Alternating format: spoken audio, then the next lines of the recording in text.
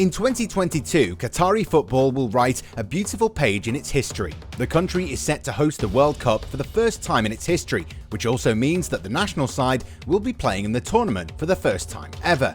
The event will happen a little more than a year after Felix Sanchez-Bass's men qualified for the semi-final of this year's Gold Cup, where they lost to the United States by the slimmest of margins. Their performance in the tournament was a good statement, so don't expect the home nation to be a pushover once the World Cup begins.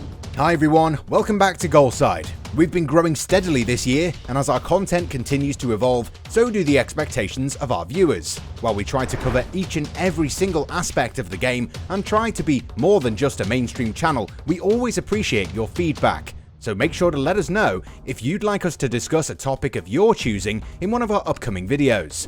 Today, our major focus will be on the Qatar World Cup and how it will look given its unique scheduling. But before that, we'll also discuss a few top stories from the game. Before everything though, make sure to subscribe to our channel and hit the bell icon. Same old PSG. While most of the fans might have expected Lille to have a testing campaign following the departure of title-winning manager Christophe Galtier, football isn't as simple as that. Jocelyn Gourvenec, a man who doesn't necessarily boast the experience of managing a top club, was given the chance to handle Les Dogues. And the relatively young tactician silenced his detractors in the best way possible by humbling Paris Saint-Germain in the first official match of the French football campaign, La Trophée de Champions Cup. Ahead of the game, PSG had never lost this one-off tie for the last 8 years, but Lille did well to control the game, and as a result, Gourvenec showed his skeptics that he has the ability and tactical know-how to rise to the occasion.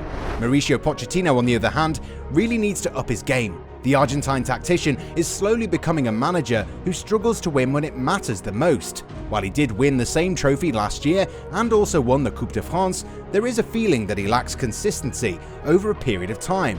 The Qatari owners will be eager to see PSG do well this campaign, and it's easy to see why any hiccups won't be taken lightly. Manchester City short on Kane. Manchester City might be on the verge of signing Jack Grealish for €100 million, but they could also finalise a move for Harry Kane. The Tottenham striker really wants to join Pep Guardiola's side, but the citizens are reportedly £40 million short of meeting the London club's demands. City only have Gabriel Jesus as an experienced striker up top, and have identified Kane as a long-term heir to the departed Sergio Aguero. Will they be able to successfully lowball Daniel Levy? Only time will tell.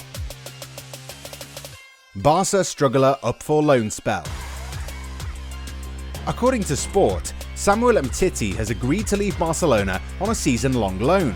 The 27-year-old France international has struggled with form and fitness in the last 2 years and is no longer an undisputed starter.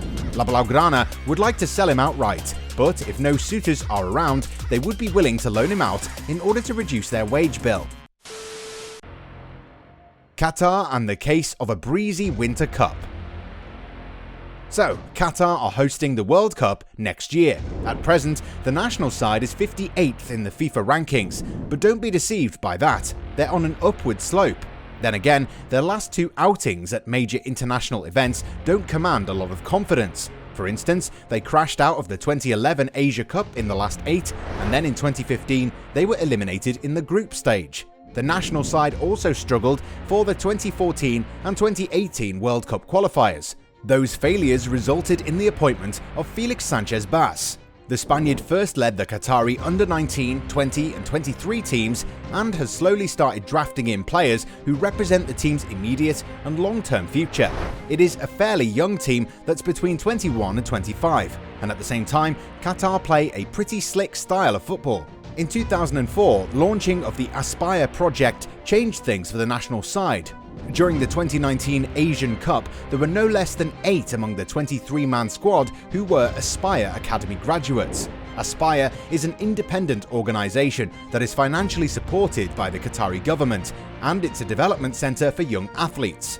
The facility boasts modern infrastructure and uses emerging technologies to aid player development. Many young athletes of African and Asian origins are a part of this platform, and due to this, the national side could be on the cusp of achieving greatness. Qatar 2022. A scheduling nightmare? The race for World Cup qualification has already gone underway, and in a year or so we'll know which teams will be vying for the trophy. While the pandemic has already resulted in a congested fixture list, the workload is set to intensify in the coming months leading up to Qatar 2022. The biggest problem with the event is that it will be really difficult to expect players to perform to their best under the scorching heat of June. With temperatures threatening to reach 50 Celsius, a summer World Cup is no longer a possibility. This is why the World Cup will take place from November till December, and this is where it gets really difficult for clubs and football leagues around the world, since this is the time period where a lot of games take place. For example, between November and December, teams from the English Premier League and other top leagues in Europe play league games, European games, and domestic cup games.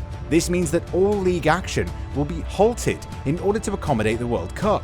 Moreover, players will be expected to link up with their national sides a month before the tournament begins, so they'll also need some rest before that. Club games are likely to shut down for at least 6 weeks. Most of the leagues will be halted a week before the tournament and will resume a week after the tournament. However, this will still create a ripple effect, since there will be different finishing and starting dates for the 2022-23 and 23-24 campaigns respectively. Player workload. Every league is unique, since it has different levels of demands from its players. Upon deeper analysis, it's clear that players playing in top sides of the top-tier leagues in Europe are expected to play between 50 and 60 games every season. And in the midst of all that, you've got international fixtures. This means that player workload is already at an all-time high during a campaign. For example, Harry Maguire played more minutes than any other player on the planet last season, and then he played all except 2 games in England's run into the Euro 2020 final. During the regular season, Manchester United reached the semi-finals of 3 competitions. Similarly, players from Bayern Munich, Manchester City, Chelsea, Paris Saint-Germain, and Barcelona also featured in loads of games. So between now and the start of the World Cup, these players will have played around 100 games for both club and country. You've got to feel that even if they were given some time off, they might not be in peak physical condition to do well at the tournament. And then you've got marketing-driven tours, where top teams travel to Asia and North America in order to cater for their global fan base, while making some decent money along the way. So, how to solve this? As of now, there's no solution to this upcoming conundrum.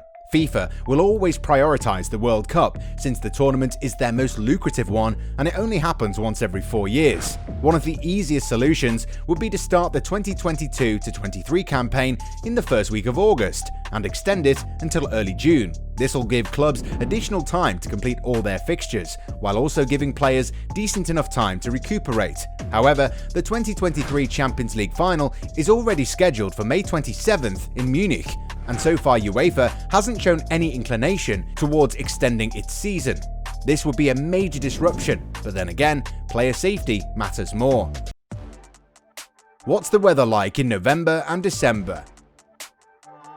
So if you're planning to watch the World Cup, here's a few things that you need to know. Qatar's weather between November and December is pretty nice. Average temperatures lie between 18 and 24 degrees Celsius, so you won't be sweating inside the stadium as profusely as you would during the summer months. Qatar has some really nice beaches, so you can go ahead and relax there without having to worry about causing an uproar among the local population. At the same time, the accommodation isn't too expensive, and you can find a lot of good places to crash for the night.